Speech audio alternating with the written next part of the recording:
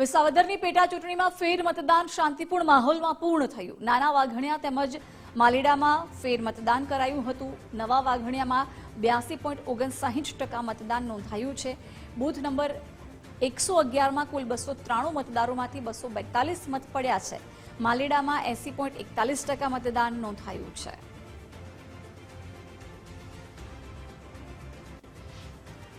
વિસાવદર વિધાનસભા પેટા ચૂંટણીમાં ફરી ફેર મતદાનની માંગણી થતા આજે સવારના 7 થી લઈને સાંજના 6 સુધી છે તે ફેર મતદાન યોજાયું હતું।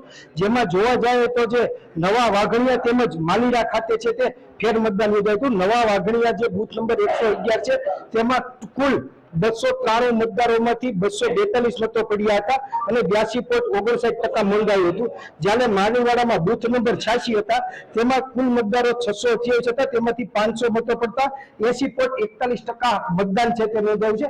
હાલ જે 6 વાગતા તમામ ઈવીએમ છે આ બંને બૂથના છે તે ઈવીએમ સીલ કરી દેવામાં આવે છે અને આ બૂથના જે ઈવીએમ મશીનો છે તેને સ્ટ્રોંગ રૂમ ખાતે લઈ જવામાં આવશે અને જ્યારે 23 તારીખે મતદાનની ગણતરી શરૂ થશે ત્યારે જ ખ્યાલ આવશે કે ભાજપ, આપ અને કોંગ્રેસમાંથી કોણે બાજી મારી છે।